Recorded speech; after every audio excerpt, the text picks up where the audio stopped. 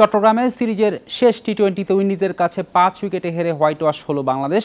152 রানের টার্গেটে নেমে 19 বল হাতে রেখেই জয় পায় ক্যারিবীয়রা। অ্যাওয়েতে প্রথমবার 3-0 ব্যবধানে সিরিজ জয়ের উদযাপন সফরকারীদের। ম্যাচ সেরা রস্টন চেইজ আর সিরিজ সেরা রোমারিও শেফার্ড। হোয়াইট ওয়াশ এড়ানোর চ্যালেঞ্জ সামনে রেখে টস জিতে ব্যাটিংয়ে নামে বাংলাদেশ। তানজিদের সঙ্গে আত্মবিশ্বাসী শুরু হলেও খেই হারান ইমন। রস্টন চেইজের বলে দলীয় 22-এ 1 অঙ্কে ফেরেন। ব্যর্থ অধিনায়ক লিটনও। 4 নম্বরে নেমে সাইফের 22 বলে 23 রান। তানজিদের সঙ্গে জুটি 63 রানের। এছাড়া আর কেউই ছন্দ তৈরি করতে পারেননি। হোল্ডার শেফার্ডদের বোলিংয়ের বিপরীতে একাই লড়েছেন ওপেনার তানজিদ। 4-6-9-4-এ 62 বলে খেলেন ক্যারিয়ার সেরা 89 রানের ইনিংস। তাতে বাংলাদেশ পায় 150 পার করা টোটাল। বাকি 8 ব্যাটারি ফিরেছেন 1 অঙ্কে। তাতে 3 অঙ্ক ছোঁয়ার সুযোগ হয়নি টাইগার ওপেনারের। লক্ষ্য তাড়া করতে নেমে টপ অর্ডারে আথানজে, ব্রেন্ডন কিংরা টাইগার স্পিনে ব্যর্থ হলেও চাপ বাড়তে দেয়নি। খরচে বোলিংয়ে ওদের সুযোগ বাড়িয়েছেন তাসকিন। ওপেনার আমির জাঙ্গুর 34-এ দলীয় 50 পেরোয় উইন্ডিজ। এদিকে 11তম ওভারে চোট পেয়ে মাঠ ছাড়েন সোহান। মিডল অর্ডারে অধিনায়ক রস্টন চেইজের সঙ্গে আকিম আগুস্তোর 91 রানের পার্টনারশিপে জয়ের কাছে উইন্ডিজ। 2 ব্যাটারি করেন 50। শেষ দিকে রবম্যান পাওয়েল ও গুদাকেশ মতিয়ের ব্যাটে জয়। বাংলাদেশকে 3-0-তে বিধ্বস্ত করার উদযাপন ক্যারিবীয়দের। Farida Bakhtiara, independent news. উইন্ডিজের কাছে সিরিজ হারে শিশিরের দায় দিলেন বাংলাদেশ অধিনায়ক লিটন দাস। যদিও ক্যাচ মিসও ম্যাচ হারের অন্যতম কারণ মনে করেন তিনি। উইন্ডিজের ব্যাটাররা শিশিরের সুবিধা পেয়েছে। আমাদের বোলারদের শিশিরের কারণে বল গ্রিপ করতে সমস্যা হয়েছে। ক্যাচ মিসও ম্যাচ হারের অন্যতম কারণ। আমাদের সংগ্রহ খারাপ বলবো না, উইকেট বিবেচনায় মোটামুটি ভালোই ছিল।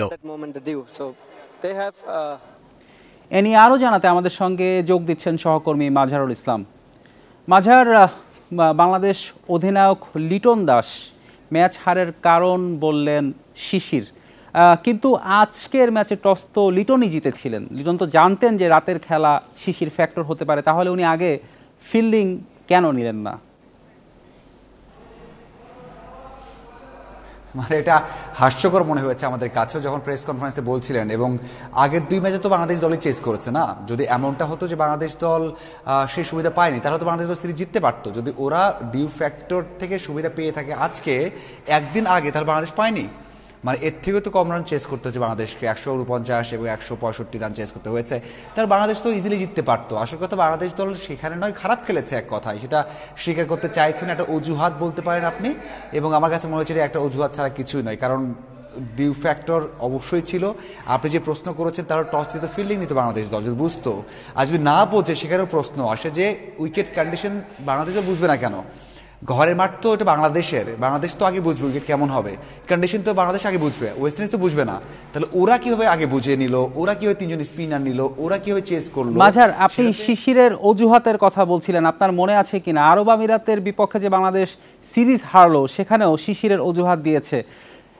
এই পর্যায়ে এসে আসলে এই শিশিরের অজুহাত দেওয়াটা কি আসলে মানায়? একদম নয়। আমি এই জন্যই প্রথমে বললাম যে হাস্যকর ছিল বিষয়টা। এই বিষয়ে আমি কথা বলেছি, আমি প্রশ্ন করেছি যে আপনাদের ব্যাটিং তো খারাপ, ব্যাটিং কোচ কি কাজ করছেন বা যারা রয়েছেন কি কাজ করছেন, আগের মতো কাজ হচ্ছে কিনা।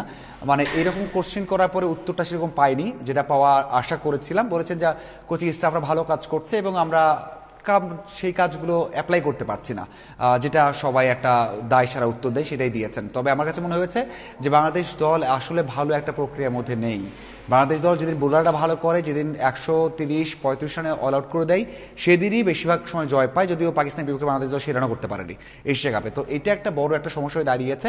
বাংলাদেশের ব্যাটারদের কোনো যোগ্যতা নেই এখন বড় একটা ইভেন্টে ভালো কিছু করার, সেটা বললে একেবারে ভুল হবে না। সবশেষ 32 ম্যাচে বাংলাদেশ দল মাত্র একবার 200 রান করেছে, সবশেষ 32 ম্যাচে মাত্র 3বার 190 রান করেছে। এই পরিসংখ্যানগুলো বলে যে বাংলাদেশের ব্যাটাররা কতটা খারাপ এবং বড় ম্যাচগুলোতে বাংলাদেশ দল কত খারাপ করে ব্যাটাররা এবং চেস করতে পারে না। এখানে ডিউ ফ্যাক্টর, কন্ডিশন ফ্যাক্টর, সেটা আসলে কোনোভাবে গ্রহণযোগ্য নয়। মাঝার মিডল অর্ডার ব্যাটাররা কিন্তু আজও ভালো করতে পারেনি, বিশেষ করে জাকেরের কথা বলতে হয়। জাকের কিন্তু একটি ফুল টস বলে এলবিডব্লিউ হয়েছেন এবং ক্লিন এলবিডব্লিউ, এটার কোনো রিভিউ নেওয়ারও প্রয়োজন ছিল না। কিন্তু এই জাকেরই কিন্তু সবশেষ যে উইন্ডিজ সফরে বাংলাদেশের টি-20 সিরিজ জয়ের নায়ক ছিলেন। আপনি কি মনে করেন জাকেরের একটি ব্রেক প্রয়োজন? অবশ্যই, একদম একদম খুবই রাইট একটা প্রশ্ন করেছেন। এই প্রশ্নটা করা হয়েছিল লিটন দাসকে। লিটন দাস বলেছেন যে আসলে টানা খেলছে, অবশ্যই টানা সবাই খেলছে। আপনি জানেন যে নেদারল্যান্ড সিরিজ, তারপরে হয়েছে এশিয়া কাপ, এর আগে শ্রীলঙ্কা সিরিজ, তারপর আফগানিস্তান, ওয়েস্ট ইন্ডিজ, আবার টি-20 ওয়েস্ট ইন্ডিজ, সামনে আবার আয়ারল্যান্ড, এরপর আবার বিপিএল, তারপর আবার ম্যাচ। তো এত ম্যাচের মধ্যে লিটন দাস বলছিলেন যে একটা ব্রেক দরকার এবং জাকের যে ভালো ব্যাটার ছিল তাকে আত্মবিশ্বাস রাখতে হবে, মেন্টালি অনেক স্ট্রং হতে হবে এবং নিজেকে নিয়ে কাজ করতে হবে, ফ্রি সময় নিজেকে দিতে হবে, এই কথা বলেছেন লিটন দাস নিজে। কিন্তু লিটন দাস নিজে কি পারফর্ম করছেন? মানে কেউ কি পারফর্ম করছে? লিটন দাস সবশেষ 3 ম্যাচে কি করলেন? তার আগে যেটা 50 করেছেন হংকংয়ের বিপক্ষে এশিয়া কাপে, সেই ম্যাচের পর থেকে আপনি যদি দেখেন লিটন দাস নিজেও রান পাচ্ছেন না, তার আত্মবিশ্বাস তো কমে গেছে। আর যে হৃদয়, তার এই বছর মাত্র 110 স্ট্রাইক রেট। আপনি প্রত্যেকেরই অবস্থা খারাপ, প্রত্যেককে আপনি বাদ দিতে পারবেন দল থেকে। ঠিকই বলেছেন, আসলে প্রত্যেক ব্যাটারেরই আমাদের অবস্থা খারাপ এবং আমরা আশা করি তারা খুব শীঘ্রই তাদের ভুল বুঝে ঘুরে দাঁড়াবেন। ধন্যবাদ আমাদের সঙ্গে যোগ দেওয়ার জন্য। এবার জানাবো ফুটবলের খবর। হেড কোচ প্রাথমিক দল ও অর্ধেক স্কোয়াড ছাড়াই মাঠের অনুশীলন শুরু করেছে জাতীয় ফুটবল দল। কাবরেরা না থাকলেও আগামী কয়েকদিন তার পরিকল্পনা অনুযায়ী এশিয়ান কাপ বাছাইয়ে ভারত ম্যাচের অনুশীলন চলবে। স্পেন থেকে কাবরেরা অনুশীলন তদারকি করবেন বলে জানিয়েছেন সহকারী কোচ হাসান আল মামুন। ভারতকে হারিয়ে বাছাইয়ে প্রথম জয় পাওয়ার লক্ষ্য ফুটবলারদের। বসুন্ধরা কিংসের সাথে সম্পর্ক ছিন্ন করেছেন, মাঝে ফিরে গিয়েছিলেন ডেনমার্কে। সেখান থেকে এসে জাতীয় দলের ক্যাম্পে উঠেছেন। দলের সাথে প্রথম দিন অনুশীলন তারিক কাজীর। কিংসের ফুটবলারদের ছাড়াই শুরু হয়েছে ভারত মিশনের প্রস্তুতি। ব্যক্তিগত কারণে ছুটিতে হেড কোচ হাবিয়ের কাবরেরা। এখনও প্রাথমিক দল ঘোষণা হয়নি। মাত্র 15 ফুটবলার নিয়ে কাবরেরার ছকে অনুশীলন চলবে আগামী কয়েকদিন। বাট ওভারঅল প্ল্যান যেটা আমরা অ্যাকচুয়ালি কোচিং স্টাফ জানি যে প্রত্যেক দিন আমাদের কি প্রোগ্রাম, যেমন এই সপ্তাহে আমাদের প্রোগ্রামটা কি। ইভেন ও স্পেন থেকে কিন্তু আমাদের এই প্রোগ্রামটা মনিটরিং করছে। আজকে আমাদের পুরোটা সেশন রেকর্ডিং হবে এবং এই সেশনটা ওর কাছে চলে যাবে, ও ফিডব্যাক দিবে, রিভিউ দিবে, দেন কোনো কারেকশন থাকলে এটা আমরা কারেকশন করে নেব। 2 ম্যাচ বাকি থাকতেই এশিয়ান কাপে খেলার স্বপ্ন শেষ বাংলাদেশের। 4 ম্যাচে 2 ড্র 2 হার। বাছাইয়ের শেষটাই জয়ের লক্ষ্য মোরসালিনের। লাস্টে একটা চান্স আমাদের প্রুভ করার, নিজেদেরকে প্রুভ করার যে একটা কি করতে পারি আমরা লাস্ট, এইটাই। সবাই আপনারাও তাকায় আছেন আমাদের দিকে, সবাই তাকায় আছে। ঘরের মাঠে খেলা, তো কোনোভাবে এটা আমরা আসলে হারতে চাই না। ভারত ম্যাচের আগে ফুটবলাররা খ্যাপ খেলে যেন ইনজুরিতে না পড়েন, তাই আগেভাগে ক্যাম্প শুরু করেছে বাফুফে। জাতীয় দলে থেকেও কেন খ্যাপ খেলতে হয় তার ব্যাখ্যা দিয়েছেন ডিফেন্ডার রহমত মিয়া। যেহেতু আমাদের ফেডারেশন থেকে একটা স্টেটমেন্ট আসছে, আমাদের সোশ্যাল অ্যাসপেক্টস এবং পলিটিক্স অ্যাসপেক্ট থেকে আসলে যখন আমরা এলাকাতে থাকি তখন এলাকার যারা গণ্যমান্য ব্যক্তিরা আছে তারা চায় যে ন্যাশনাল টিমের প্লেয়াররা বাড়িতে আসছে, তারা যেন আমাদের মাঠে এসে খেলে। আমার মনে হয় যে সামাজিক এবং রাজনৈতিক প্রেক্ষাপট বিবেচনা করেই প্লেয়ারদের আসলে বাধ্য হতে হয় নিজের মাঠে খেলতে। মঙ্গলবারের মধ্যে দেশে ফিরবেন কাবরেরা। এই সময়ের মধ্যে চ্যালেঞ্জ লিগ খেলে জাতীয় দলের ক্যাম্পে যোগ দেবেন বসুন্ধরা কিংসের ফুটবলাররা। পিয়াস সাহা, ইন্ডিপেন্ডেন্ট নিউজ, ঢাকা। আগামী 5 বছরের মধ্যে বাংলাদেশ ফুটবল দল অলিম্পিক ও এশিয়ান কাপের চূড়ান্ত পর্বে খেলবে, এমন লক্ষ্য নির্ধারণ করেছেন বাফুফে সভাপতি তাবিথ আউয়াল। এর জন্য পাড়ি দিতে হবে কঠিন পথ। এরই মধ্যে বয়সভিত্তিক ফুটবলের বিভিন্ন পর্যায়ে কাজ শুরু করেছে ফেডারেশন। শুক্রবার চাঁদপুরের মতলবে একটি অনুষ্ঠানে সব কথা বলেন বাফুফে সভাপতি। জাতীয় দলে হামদা সমিত জায়ানদের অন্তর্ভুক্তি সমর্থকদের প্রত্যাশা বাড়িয়েছে। যে কোনো প্রতিপক্ষের সঙ্গে এখন লড়াই শেষ পর্যন্ত উত্তেজনা ধরে রাখে বাংলাদেশ দল। এশিয়ান কাপ বাছাইয়ে সিঙ্গাপুর হংকংয়ের বিপক্ষে ফলাফল ছাপিয়ে নজর কাড়ে লাল সবুজদের পারফরমেন্স। 18 নভেম্বর হোম ম্যাচে ভারতের মুখোমুখি হবে বাংলাদেশ। ম্যাচটি নিয়ম রক্ষার হলেও মর্যাদার লড়াইয়ে জেতার লক্ষ্য বেঙ্গল টাইগার্সের। 4 ম্যাচে 2 পয়েন্ট নিয়ে টেবিলে 3-এ বাংলাদেশ। বছরের শেষটা জয় দিয়ে রাঙানোর প্রত্যাশা বাফুফে সভাপতির। এখন থেকে আগামী 5 বছর পরে যেটা আমি বলছি, তা আমরা এখন 13 থেকে 14 বছর শিশুদেরকে নিয়ে আমরা কাজ করতে চাচ্ছি।